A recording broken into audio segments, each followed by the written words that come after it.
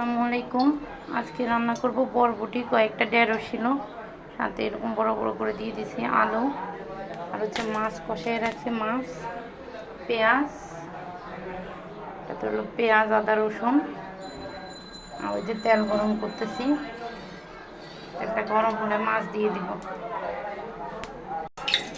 যে তেল গরম হয়েছে মাছ দিয়ে দিব। লবণ দিতে ভুলে গেছিলাম, লবণ দিলে এভাবে তেলটা ছিটকায় না।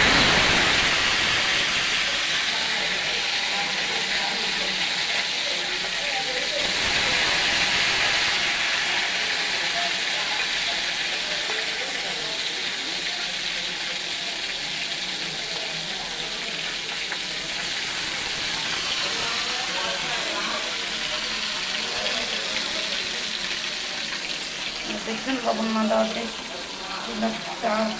তেল আছে।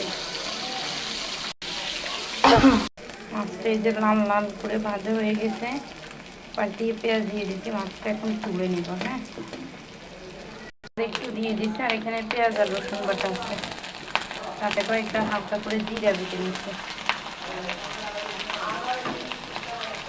এটা মিক্স করে নিয়ে একটু পরে লবণ মরিচ দিয়ে দেবেন। এদিকে হচ্ছে লবণ, হলুদ, মরিচটা আমি একটু কম দিয়েছি, কারণ হচ্ছে আমার ছেলে জাল খেতে পারে না। আর এদিকটা রাঁধুনের মরিচ তো, মরিচটা অনেক জাল। একটু এখান থেকে মাছের এখান থেকে একটু পানি দিয়ে মশলাটা ভালো করে কষাই নেব। টমেটোটা আমি আগে দিয়ে দিব।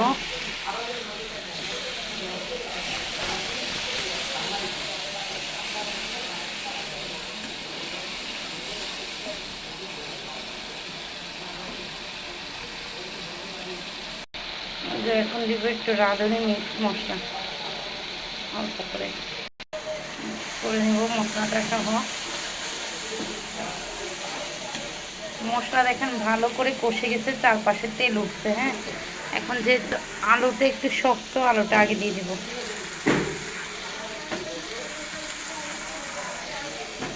আলুর সাথে কয়েকটা যে ঢেঁড়স দিছি ওইগুলো আমি একটু খুঁজে খুঁজে দিয়ে দেবো। এগুলো ভালো করে কষে নেব।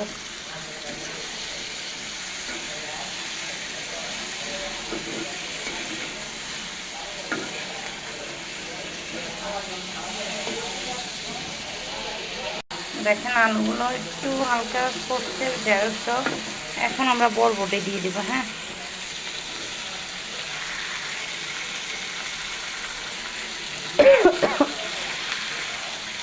মিক্স করে নেব। হ্যাঁ,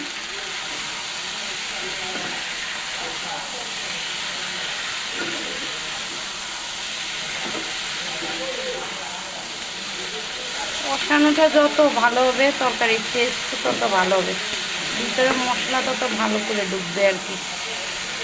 যে যত সুন্দর তরকারি কষাবেন এটাতে খেতে তত মজা হবে।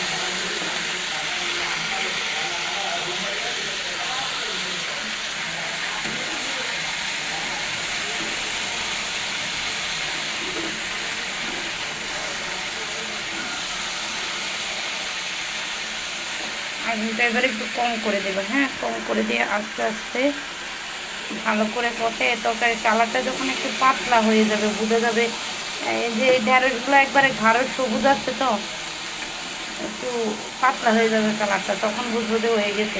এই যে এখন যদি ভালো করে দেখেন এই যে পাশে পাশে তেল উঠে গেছে। হ্যাঁ, তরকারির কালারটা এই যে পাতলা হয়ে গেছে, টমেটো গলে গেছে, আলুটাও নরম হয়ে গেছে হাফ আর কি, আর একটু হবে। এখন আপনি যে কেউ চাইলে গরম পানি, আর না হলে আমি যেহেতু মাছটা ভালো করে কষাইছি মাছের পানিটা দিয়ে দিব। একটু দিছি, দেখেন আর একটু রেখে দিছি, এটা আর একটু, এটা কমে আসলে ওইটা আর একটু দিয়ে দিব। যেহেতু আমি তরকারিতে বেশি জোর রাখি না,